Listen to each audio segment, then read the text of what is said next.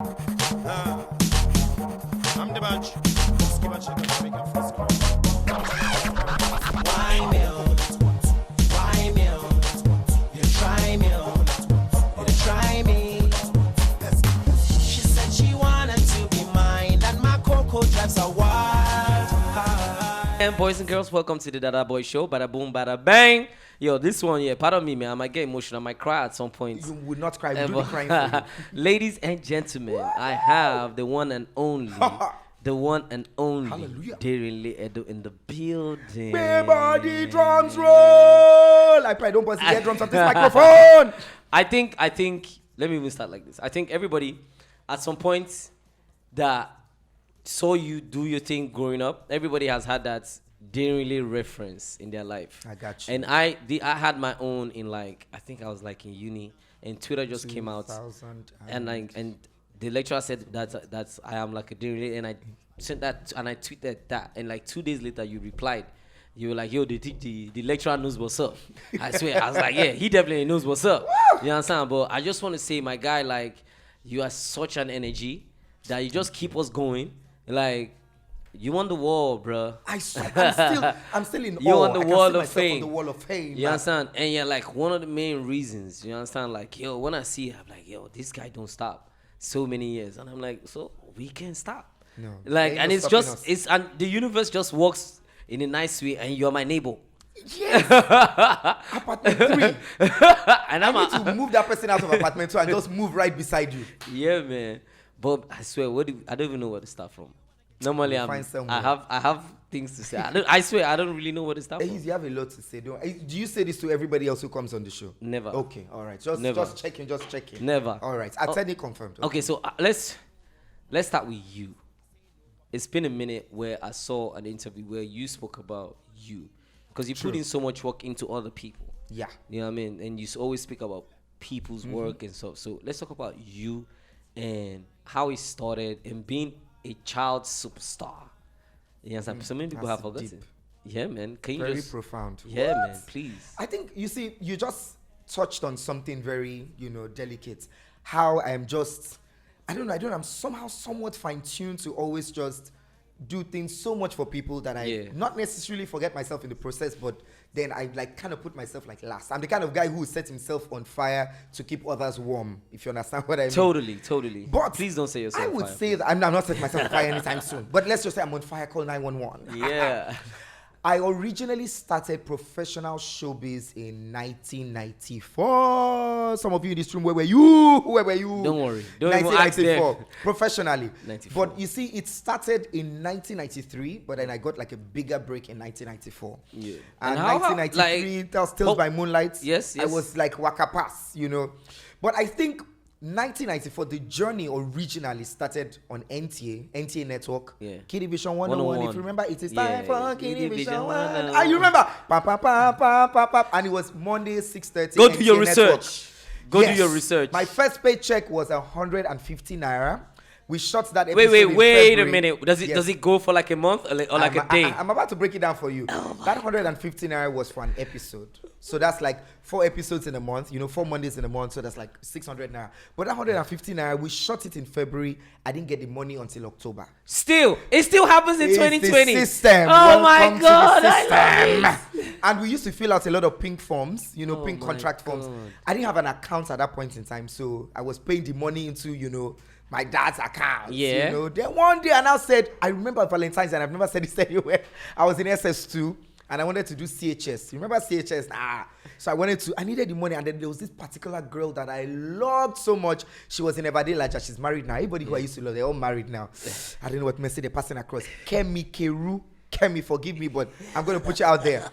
And I wanted to get the CHS, drive from St. Gregory's to Evadelaja, pick her up. When I accosted my dad in the morning, how far? Give me, I need this money. The account was in red. Hey, I flipped. I lost it.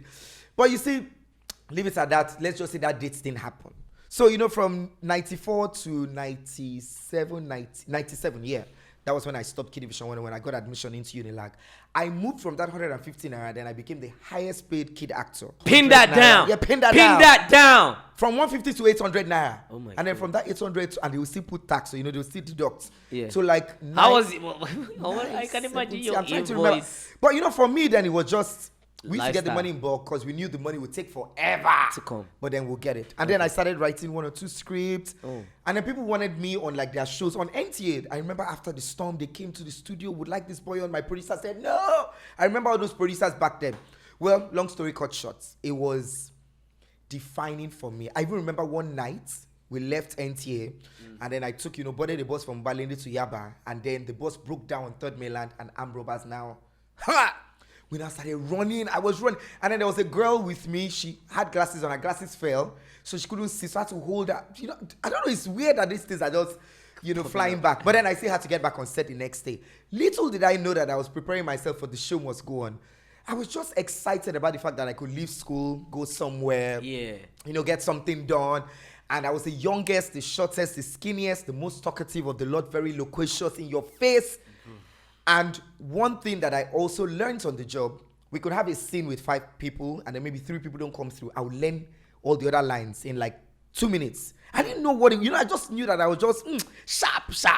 I would learn all the lines and then deliver everything at once. And the directors always like, this boy must be on every episode. It was tasking, but I loved it. Yeah. And then, left Kid Division 101. And of course, the show stopped.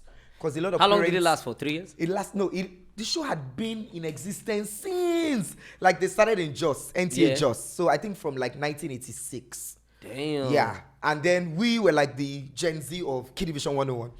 But in 97. Hey, hold on. stopped. Did you hear what he said? He said the Gen Z. We were the Gen Z. And the Gen Z is now. It's now. Oh my God. We were that Gen Z. How long From ago that 94 to was? 97, early 98. Oh my God, 94. I was 7 years old. Well, don't rub it in. Thank you very much. I was 7. Don't rub it in. Okay, so you were 7 and then I'm going to be 40 next year. Hey. What's going on? Hey. I'm ageless and timeless. Thank you very much. I love it. Yeah. I love it. Yeah. All right, so Kid Division 101. Yes. Hits TV series. Yes, I got my first Hits. cover at that too. I remember it was TV Guide. Like we have DSTV Guide. So Yes. then we had TV Guide. And then they now put me one small picture on the cover beside Regina Aska, a very huge, prominent one. And they now put veteran kid actor. I love it. I bought every copy. I took it to school. Art class. I'll just stylishly open my book and just be, you're the one on the cover. Yes, it's me. Look, just check it out. Check it out. I love it. Well, if nobody will sing your praises for you, do it yourself. I love it. All right, so after Kid Division 101, Yeah. uni, right? So before uni, whilst I was on Kid Division 101, I also took up a teaching job when I finished from secondary school. So from 1997, we had finished our WAEC. That was like May, June. I took up a teaching job in a primary school, very close to the house, You see, my dad was out of a job did at that that point. too, actually. We did. Yeah. We have too much income. In We got Akute, way the name of too the school much is called income. Bolarima. For real? Shout out to Bolarima. Mine was Kiddies College. Yeah, I pray those kids Alakomeji. know because I taught them things and I'm not that smart, so I'm really sorry for spoiling your life. You're street smart. Okay, cool. So let's just say that we'll give them some street credibility. Because you see, my kids now that I run into now, one is doing masters here. The success stories are brilliant. Yeah. So I took up that teaching job. I was a class teacher, and I was also doing like lessons on the side just to earn some extra money. Then I would finish and then go to NTA, do Kid Division 101, head back, every morning. So I didn't have like a regular childhood. I think I thrust myself into a lot of responsibilities at a really young age. Because I grew up in a family house, a room the size of a matchbox, and you know what it means to live in a family house. Everybody and everyone in that house is against you. So, yeah. And I was like the only guy. So I remember one morning, now that you're saying it, these things that I never really usually say. One environmental sanitation morning, I was cleaning out the gutter because the house was at the corner piece. Like how your house is, that whole corner piece. Yeah. So we had to clean the entire corner piece. And of course, they said the only guy now. And then one of my cousins had an issue with my mom. And they were always fighting my mom so much. Sorry. So annoying remembering this. And then I got up and I had to walk up and I said, look, I told her off, pick on someone your side, because you gang up against my mom. We had 12 girls in the house. And then they all got these masquerade whips. in front of the house, and they flogged me for like 30 minutes non-stop. I couldn't do anything because, you know, my grandma, like, God bless her soul, she like, flog him. And then we beat, and then people were shouting across the street, stop it, stop it. And they were like, so they took out the aggression of fighting my mom and my dad. On you. They took it out on me. Damn. You know, they were always after my sisters. It was crazy. So I just said to myself, I am going to rewrite this family history. I'm going to change this narrative. Yes, and I am sir. going to get this family out of this house. Yeah, I love So it. yeah, I think at that very young age, it might have sounded flimsy, but it was ringing in my head back to back. Yeah. Yeah. And it's crazy because with so much swag and so much passion, like you were making cheese, bro. Yes, I was. You was Like, caking. I was trying, you know? Yeah, trying, like you trying. like you was caking because at that time I don't think there was like 0 to none opportunity for people at that age. Yes. That age is one thing. School. Strictly school. School. And I play football on the road. Over shaking. BT Bao, we watch time. Over here, Hector, over here. Hurry it down. I'm telling you, you were caking, bro. So University of Lagos. I don't know if anybody has asked you this. Do you think Denrele will be Denrele if you actually like went to like Unical and not Unilag? Because I'm guessing Unilag also helped in the structuring of who you are right now. You understand? It did, to a large extent. Yes, yeah. sir. So do you think like if you went to like Abraka, If I'd gone to a place like Abraka, I think I would Or like have Unibet. been slightly on more. Please don't throw your school my way. Hold your Unibet. Greatest Unibet, so hold it. Greatest Bobo, greatest Baba, hold it. Let me just hold the Abraka or the Uni, like you said. I think that somehow, somewhat, I would have been a bit laid back. I'd have been afraid to express my individuality or, you know, like show up my personality and whatnot. Because I think it was the forces in Unilag, however negative they were, because, you know, the reception was, of course, negative in Unilag too. But then it was, in a way, you know, I could balance it evenly, you know. But I think with a place like Abracamo, they go down, you know, that kind, they go class 8 a.m. Boys will just come out from there. Hey, bingo, come here. They go rush this me. guy said bingo. They will beat me, I'll be humble. People bingo. They'll beat me, I'll be humble. So, you know, like, they couldn't really beat anybody. I mean, if they were going to beat you, they beat you at night. Yeah. You know, and then I stayed off campus because, I mean, home was close to school. But Yeah. I would say having to battle the system, and by the system, I mean, like, you know, my lecturers, Yeah. you know, deans, everybody walking me out of class general, every day. And then because, you know, I was in education. Yeah. I wanted to get mass comm or creative arts, but they gave us education. I know education is at the gates, and we had to do courses on the main campus. So we have to walk or, you know, take campus shuttle. So campus shuttle, they will never stop for me because they just thought I was a walking lunatic and I was supposed to be in Yaba left. What is he doing here? So I got a lot of like upfront confrontation. So much pressure. You know, now we have like faceless identities typing on the keypad. Yeah. You're foolish, you're crazy, you're mad. But my time, It was face to face. it's still my time. Or they, Anyway, it was or they don't tell upfront. you. No, they'll come up to me. Yeah. You're a disgrace. You are useless. And then if they have pure water, they just to me. Pa! And then they walk off. I say, hey, I had to go and learn karate. Oh, I swear. I learned karate in Ropak here, but anyway, I'm still a bit of a black belt. So don't underestimate me and overestimate yourself. I've seen your oh. kick. I believe you. Okay. Thank you. Thank you for that. I've seen your kick. So you like helped. It helped. It kind of did, and it gave me room to explore. Yes, sir. Yeah. Yes, sir. And the thing is, okay, so with me now, I've always been an outcast. Do you understand? It's a normal P. Even with the swaggle, just the way I think. You know what I mean? People be going forward, I be going backwards. The rebellious. All my one. guys were doing it like Osu, I was going to Benin. I had choices though, but I was like, nah, we're going there. Do you understand? So like, and it got a little more confident when you see someone on TV that you can relate to. Because I believe relatability is everything. Yes. It's like with superheroes, you understand? With superheroes, growing up, all the superheroes I used to watch were white. So I know that I can't be a superhero. Superheroes are only white people. That's not like I feel you, that man. was in my mind. But look at Black Panther now. So my niece or my nephew, my niece and nephew, they're like how old? 4, 5 years old. They say black superhero. That's like them. They're like, okay, cool, yeah, we can be super. So in my own point, I was like, yo, my jeans never was cut right. My mom knows. Preach. They'll buy me clothes today. I've cut that shit up. Repeat. My jeans was never cut right. You know what I mean? So when I saw it, when I saw you, I was like, yeah. Relatability. Yeah. Self-definition. You know? And so like you said, with University of Lagos, it's also like, it's Lagos. Yeah. It's the center of excellence. You guys get everything first. So with you, it just happened nice. Yeah. And Unilag is a big social hub. Yes, it is. Like 60 to 70% of the people in the social circle or in the entertainment industry are one way or the other affiliated to University of Lagos. So I'm guessing when you go into Unilag, it was like a big stem with a lot of branches going to the game, like acting and TV. I think our sets, that 98, 99 sets, actually kind of like spearheaded that, social hub revolution. Who was in your sets? My best friend in school. Everybody knows. Linda KG. You guys have that famous picture. We have so many famous pictures. I really want to interview Linda. I'm going to show you. Yeah. The day she comes here, I will just pack all these pictures and place them here. She will faint. I have quite a lot. But surprisingly, I always wondered why she was like my friend. Yeah. Because the first day I saw her in class, we had like a course, CRS, Christian Religious Studies. In case you're wondering, education gave it to us. Yes, thank you.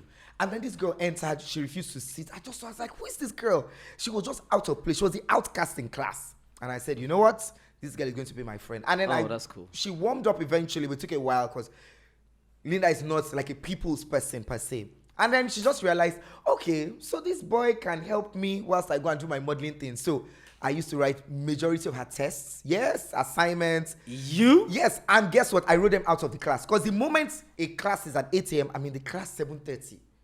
But the lecturer will come in, they'll just look. Once they cite me, out. So I always wrote everything outside, but I would quickly give to people to pass. Yeah, some reason. Why? It was just, I think maybe they felt like the aura was a bit too overwhelming, or they just could not stand the personality or whatnot, the essence. What are you? Stay out. You're evil.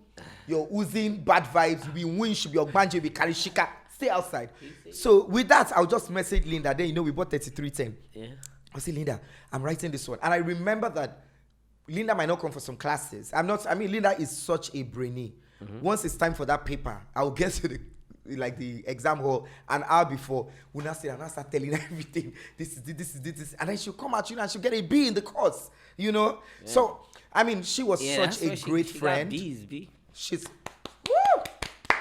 a beautiful support system. Shout out to you, Linda. She always knew when I never had transport money. She would never give it to me in person. She would open, that's my... Okay, so now this is what we're doing now. Please, shout out Linda KG. Yes. We need transport money. Linda. I know you got a lot now. No, we need 5 more microphones. Linda yes, can give please. us. You have a Linda, lot now. 180 times 5. Make it happen. Hello. In Dadaboy studio. Hello. Please. Yes. But she knew she was such a great person. She'll put money in my book, And then I'll get some and I'll see it. And she became like really good friends with the fam. And then one day, she was like, I should come to the house. And that was when I saw where Linda stayed. Linda lived in Mushin, Olosha. I remember I had this fake Nike. That was the only shoe that I had anyway. It had a big N. So I used to wear little baggy jeans to just hide the N. But and I worked hard. Those shoes were ruined because I entered a lot of mud when I got to the house.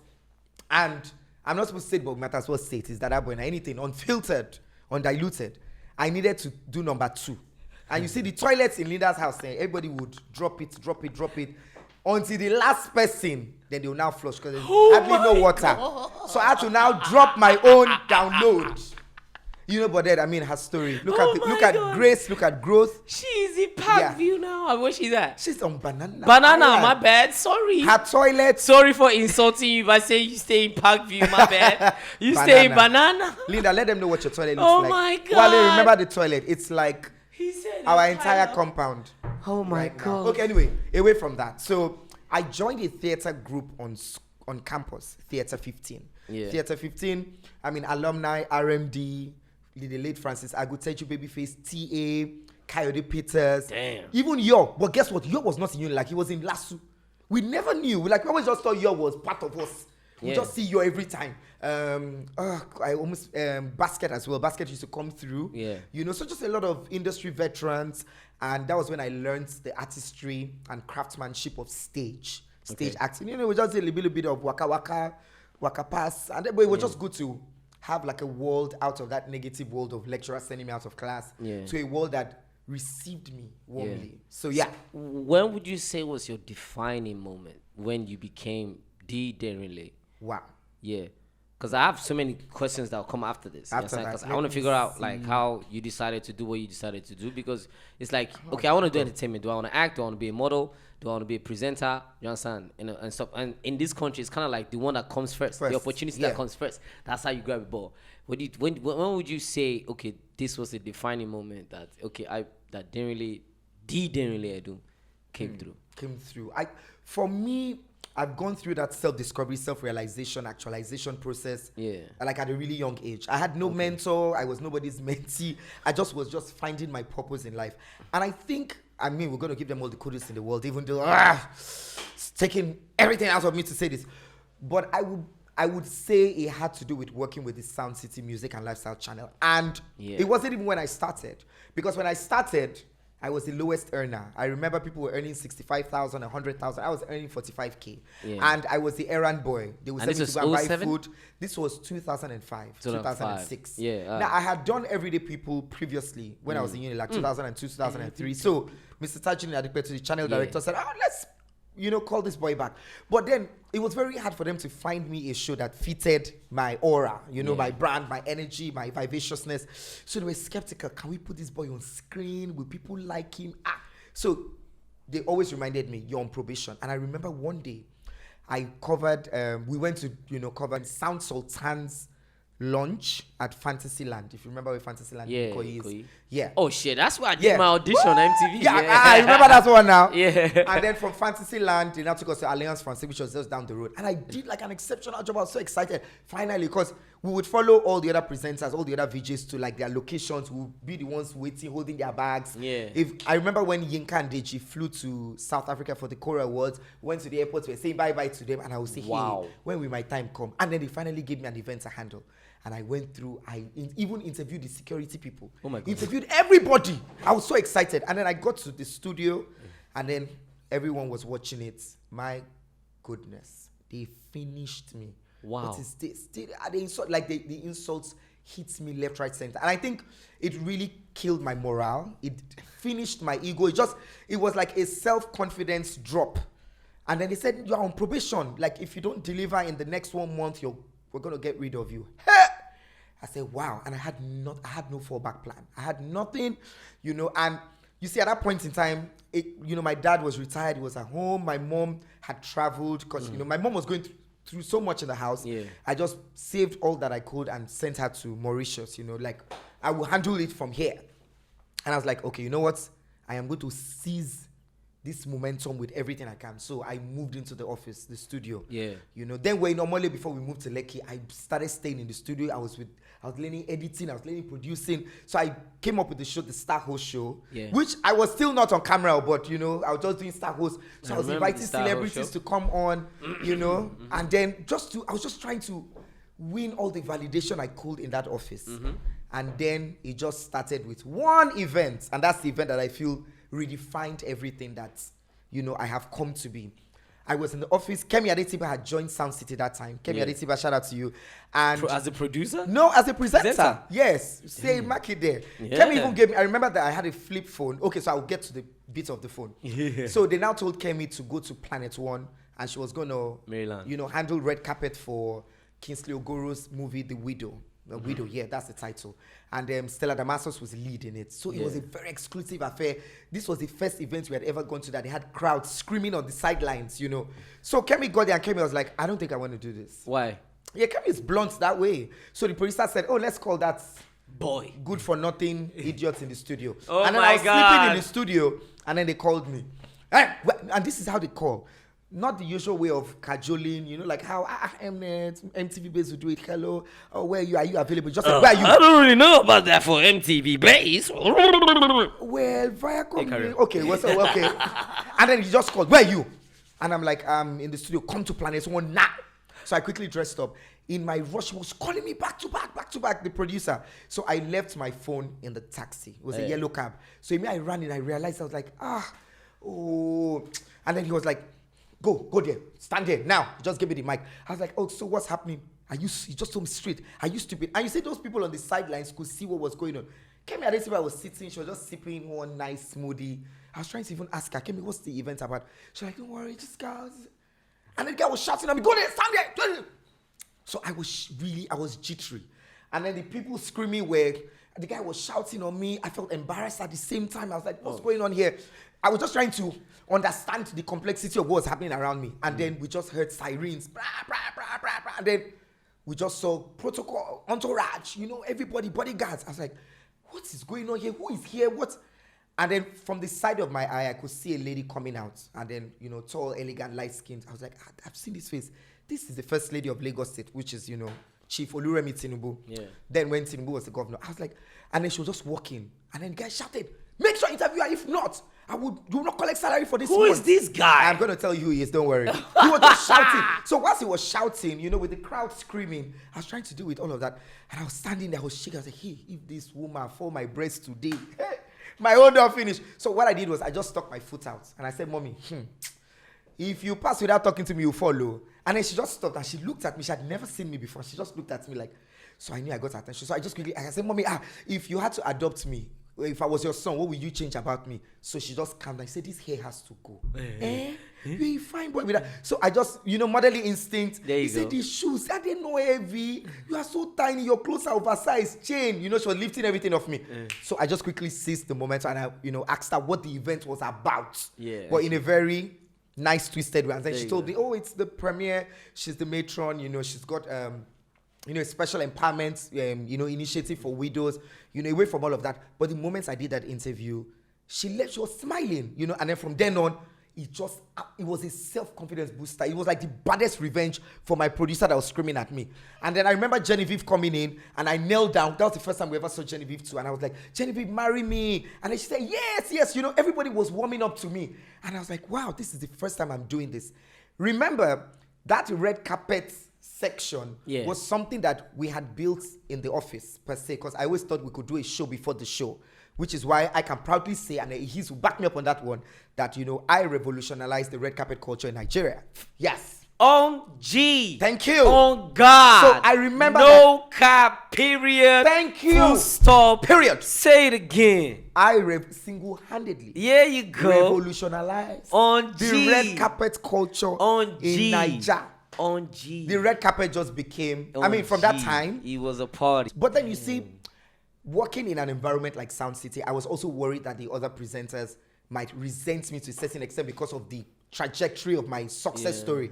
But because they knew what I went through, so it was very, and they could relate with me, so they were all cool with me. Yeah. And then, every event, I would go to brands. I now started doing marketing. I'll go to brands and say, oh, we want to do this with you guys. Can we work with you guys? Soundcity, this is the channel. And I remembered one time I was in Barbados. They got the Nigerian High Commission to come to my hotel and put me on the next flight the next day. If it's not, it was that crazy. From 45K to 150, I was the highest paid to 200K. Hello. I was earning the same with the brand manager. Ballin'. 200K. I was Ballin'. and then they just threw motto to me one time. Ballin'. Because I used to take bikes every minute. We're flying from here to there and people would take pictures. See Soundcity presenter on a bike. My boss just said, oh yeah, take a Corolla. One black Corolla. Take this one. This is yours. And I think it was because I worked extremely hard to get to that point. Yes. I was also the middleman. Artists who come through. I put a law down at that point in time that we must not collect money for any music video. Let's support the ministry. Let's support the system. Let's support artists as much as we could. I know it's a different narrative there now, so let's leave it at that. But when I was there, no artist, and they can authoritatively say it anywhere. Every artist will call me themselves. If they come to the office, I will personally attend to them, however busy I was. Yeah. It was just about, their content was what was moving the channel anyway. So I was hands on deck. If my boss does not see me, I think Wale can bear me, he would... My boss will go, Taju will go to my family house in Yaba. Yeah. And go and meet my dad. Please, can you tell Denrele to come to work? I know he's traveled, but please, can you call him? This is somebody, they say the stone the builders rejected, You understand? But fast forward to now, it was a great working experience. It was brilliant. And I think the moment that red carpet culture phenomenon started building up and my name was just synonymous with it. If there's no red carpet, everybody In the world. it has to be Denrele, please, it has to I'm be Denrele, it has to be telling Denrele. you. I just said to myself, I didn't feel like I had arrived. I just felt like, okay, so this is what I've always wanted to do. Yeah. And this is how I've gotten here single-handedly wow, I was really proud of myself. I still am proud of myself. And it's crazy because, like myself, there's no like, I don't know if you had like any formal presenter training, because I didn't. Never did. I didn't have nothing. Never did. I think I learned off just watching you guys. Oh shit. Yeah, nah, I think you went through that VJ search. Yeah, but that was not. That's not teaching. That was just a reality show competition. Exactly. That's like torture. TV. That's like torture. Do you understand? But like Extra I learned torture. exactly. So I learned off just watching people. You know what I mean? And I was like, yo, there's a different style to it. There's a different swagoo. Then in 2008, I really watched Sizwe a lot. What?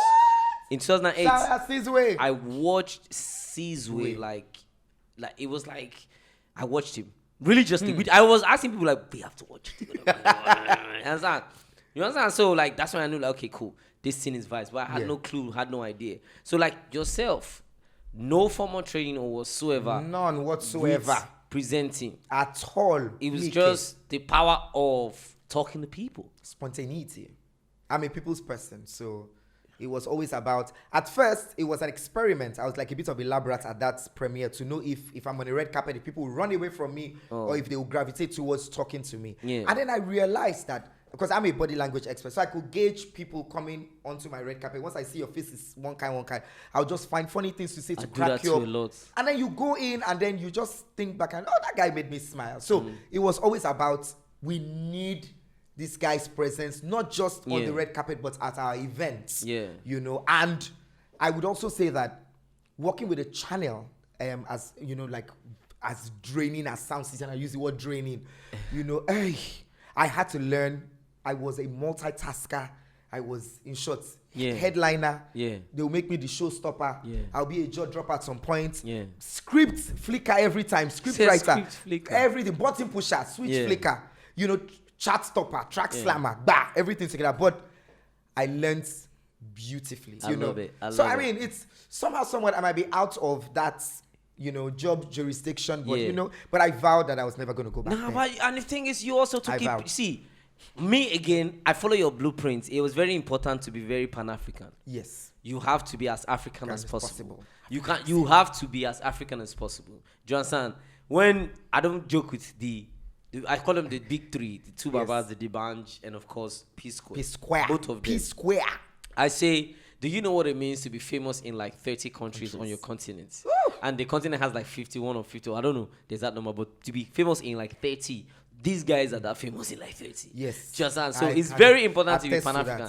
And you, my guy, hallelujah. Bro, come on now. Hallelujah. There was something you said to me in front of the house the other day. You said, this is the guy I know that is a non-artist or like a non-musician who has been to every state in this country. There you go. I went back to the house and I thought about it. Yeah. But that's true. You have traveled. Even places they have chased us with daggers. Yes. You know, like the Zamfara area. Do you ever ask the question, how did you, when you were doing like Soundcity in Nigeria, was there an African bigger picture for you?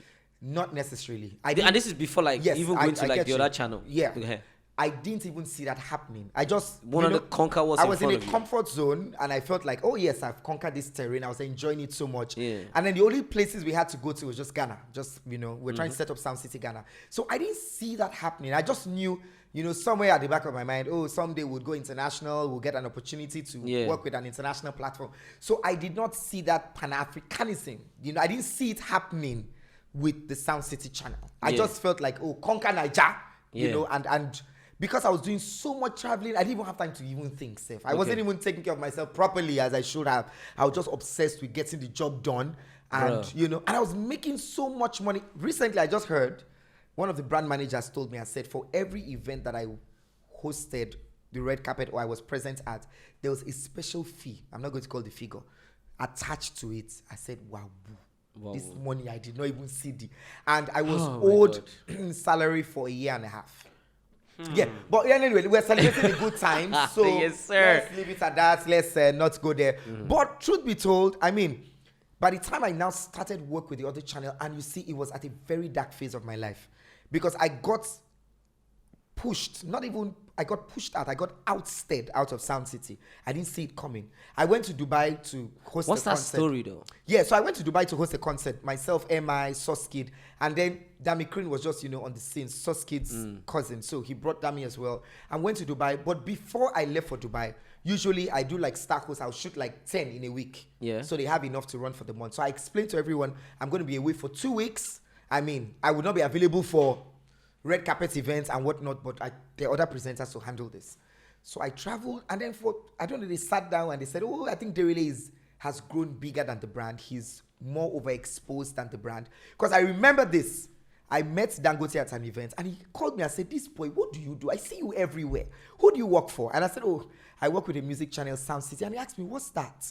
Damn. That's when I realized that, okay, We're not anywhere. I'm more popular than this brand, And he said, Soundcity, he started asking me questions. Okay, so it's a music channel. How did you get your license? I said, okay, sir, those questions are not, So I remembered at that event, Mike Adenuga was sitting very close. He said, okay, so, and I said, good afternoon. He said, you.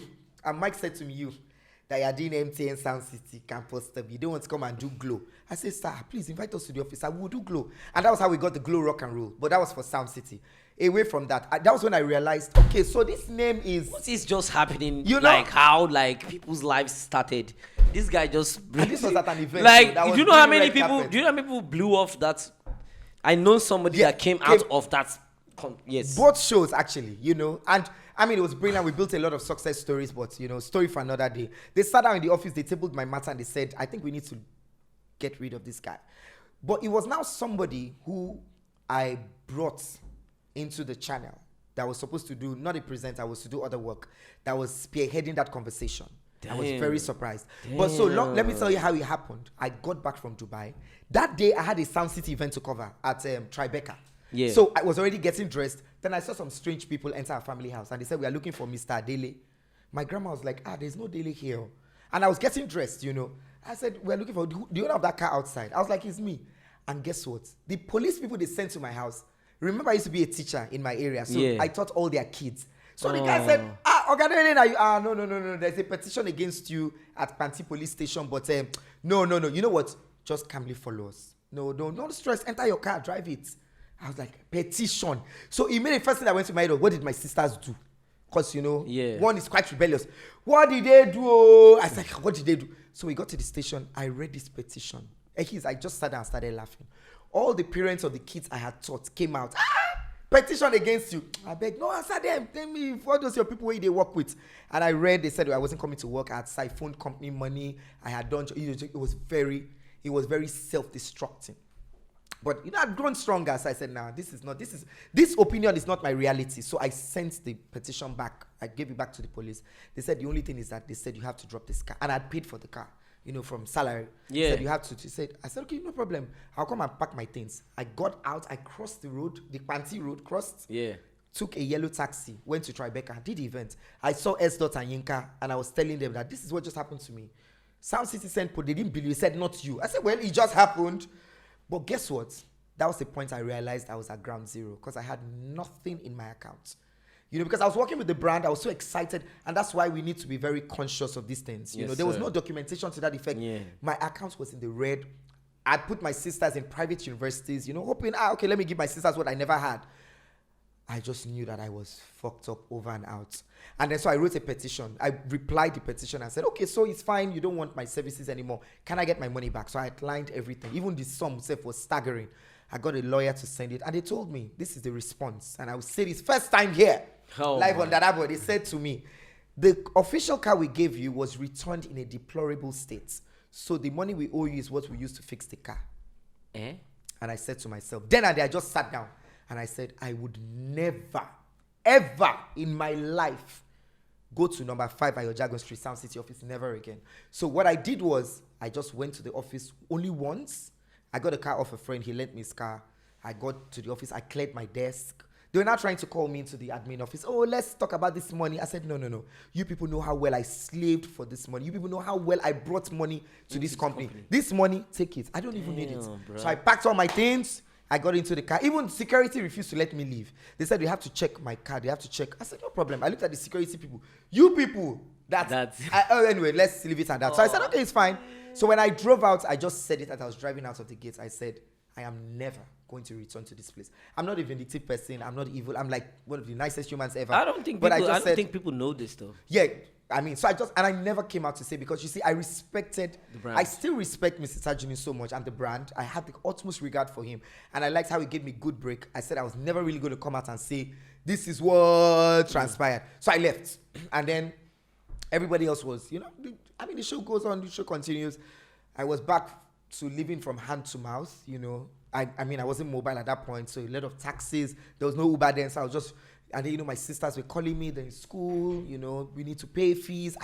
So for every show that they called me for, I needed the money immediately. Like, you have to give me that money now so that I can sort. So I remembered on Children's Day, May 27, sometime 2011, yes, I went to host something for Fumi Yoda, who is someone I idolize so much. Yeah. And, she's got this Change a Life Foundation for kids. So I went there. That's where Oxlade came from. See, everything is just correlated, interrelated. And I remembered going there very quickly because they were going to give me like 50K, thanks for coming. So I was like, 50K, that would do something. So I was, but whilst we were there, my phones kept ringing back to back. So I was with, with a couple of my friends. I was like, who is calling? So I called back and somebody was calling me for MultiChoice in Vienna. They said, we need you to come to the office today. But guess what? That day, there was a popular food brand, who we'll call their name anyway, TFC. They were having a children's party, but in first stack. And they wanted me to host it. And Wizkid was the main act of the night. That was a Holla at Your Boy time. Yeah. So I was like, okay. And Sheila was the comedian. And a couple of one or two other artists. So and they were going to pay me 250K. So I needed that money immediately. So I was like, I need to get to first stack. I said, this MultiChoice can wait. They said, no, you have to come now. I thought about it. Okay, let me quickly leave Maryland. So I left from your dad's office, ran to MultiChoice. I saw a list of all the people that had come in. A lot of names, industry names. I was like, what's going on here? And then they just said, go into the office.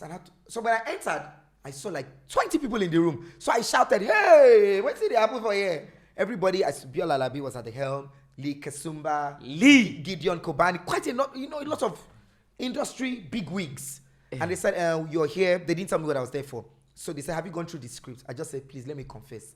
I'm living from hand to mouth at this point. I have a show in first stack. If I don't collect that money, there's going to be a problem. I don't need the script. Just tell me what the script is about. So Biola Labi looked at me, such effrontery. I said, I'm broke. And that car outside is running on time. It's not my car. The owner is going to start calling me. So they said, okay, so do this, do this. So I just freestyled. They asked me a lot of questions. I was answering. And then Biola Labi, I don't know, for some reason, which is why I hold that, God bless that woman wherever she is. Shout out to you, Auntie Biola Labi. She was looking at me with a very different eye, different perspective. She knew it's not about this boy's delivery. And this boy needs this break. She was just looking at me like she was starting that. And then when we finished, she hungry. Said, come into my office. We went with Lee Kasumba and they said, oh, yeah, we will talk to you. What are you doing now? She said, what happened with Soundcity? So that's the only person I ever told, aside from like now. I opened up and then quickly got into the car, started racing to First Stack. Traffic. When I got to First Stack, guess what happened? You know how comedians can be overzealous. Sheila started hosting the show. When you lie, they will not tell me that I know who's the show. They will not give me what. I told the sound guy, off your mic, off him. And I, took mic, gingered all the children, did what we're supposed to do, and then introduced Wizkid. Then he used to carry Skills along. So Skills had to perform first. That waiting on the Grammy. On my way to Grammy or something. So he performed, but everybody that, we want to call out your boy. So we had to rush him up the stage. We did the show, but guess what? When it was time for payments, they say, you came late, we have paid everybody. Hey! Your money will be ready in 2 weeks. You have to come to the office. I just sat on the floor. And TFC is orange and a bit, white and orange. I just sat on the floor. Hey, Temi ba milenio. Abacha. Wrong, kefunke. I said, hey. So I said, but and then guess what? As I was still at that TFC wondering what to do with my life, car owner started calling me. Should I tell you who owned the car? Who? Collar Tunes. Who manages Skills? Now. So Collar Tunes used to manage Flowsick and Damicrane. So we started that movement together. So Collar then now just called me. It's Friday night. What the fuck are you? Pardon my French. I need to go out. I need my car now. It was an Avalon. I said, I couldn't tell him we're in first stack. I said, I'm so many. No. What? Because Collar liked to floss a lot that period, I had money to bring. He was like, no, I need my car now. What the fuck? Then he was shouting. I said, hey, Jesus, tell me $1 million. So I was also worried because car was quite very pristine and clean. Yeah. So I had to find one coded hotel. I said, I don't want to drive this car from Festac to Folagoro. Anything can happen. So let me just stay. Let me chop Kola's Roth. So we stayed in a hotel. They very early in the morning washed the car, sent it to Kola. Kola was mad as fuck, but I never got to use the car again. I didn't even know that Kola and I would now even do business together. Where we started Kola Tunes, Flow Sick, Dami Crane, Inyanya, and then I discovered D Tunes. The producer. Yes, D Tunes was living in Ikorodu. I told D Tunes to come and stay in our house in Folagoro, and Inyanya came to visit.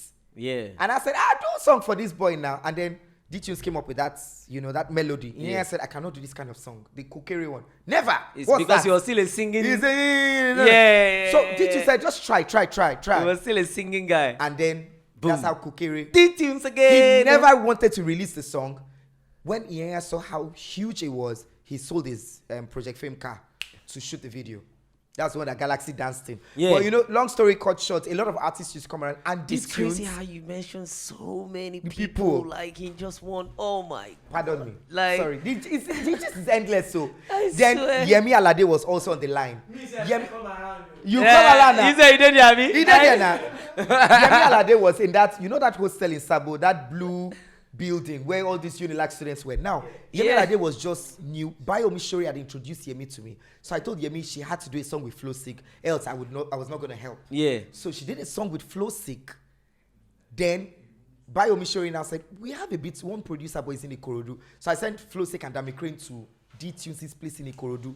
I just said, why are we stressing us? I said, D-Tunes, move into our house now. So, and that was how, we started doing. And I remember the first time I took Yemi for a show, guess what? The owner of the show did not pay me. Why? She said, I didn't ask you to bring this girl. Jesus. So my money, they gave it to Yemi. Ask Yemi, she'll tell you. This show was a big show in Abuja. I took Yemi, late Goldie, God bless her soul. JJC was, then he had done that. We are Africans. He was in Abuja at that point. So I told him to come to the show because it was like, one top government woman. JJC, 419 scored. Then I said, come to the house the next day when you're going to catch your flight and come and collect your money. We're happy. They will give us champagne. Champagne I don't used to drink, I shall drink. And then they not give me envelope. And then it got to my turn. And then they sat down. So I now thought they will give me my own in the car so that Goldie and JJC and Yemi Alade won't see it. When I'm in the car, we go to the airport. And I called the woman's daughter, like her, runner. I said, Alpha. She said, they told you not to bring that girl. Because I was insistent that Yemi had to follow me. And they've given your money to her. So I didn't say anything. I just kept quiet. I just let it. I was like, oh, well. And so we went, and then I told, so Yemi had a lunch. I said it at the lunch. She was like, you kidding me? She remembered the show so well. I know, I was always taking Yemi for gigs back to back. I mean, she's such a beautiful success story and I'm proud of her. Damn, so I've digressed so much, I've lost track of the things I was saying. You mentioned so many people. That's how I started Channel O. So I got the Channel O gig. Yes. I got called after all the drama after meeting them Lee. Yes. After meeting and doing that TFC show that, I got my money 2 weeks after. They now paid me 300K, 50K as consolation for my long wait. I was very appreciative. That was a lot of money, bro. Yeah, 300K that time. 300K. But it helped because I think my sister's fees were like over $1 million. So I just needed to gather all the money. Anyway, away from that. So I started Channel O and I threw myself into, the deep day end. They said, we're traveling to SA for the VJ's meeting up. I was just on the queue waiting. I said, hey, are these people playing a prank on me? Let me be sure. Because I found it hard to believe. And then one protocol person came to me and said, what are you doing here? Sorry, you're on you're Italian. The business place. I said, sorry, and we are flying. Wow. So I checked in. So in the lounge, I was still waiting. Like, okay, because we had traveled, but it was always economy. So I was just waiting, like they should just call me and say, hey, we decided to go with someone else.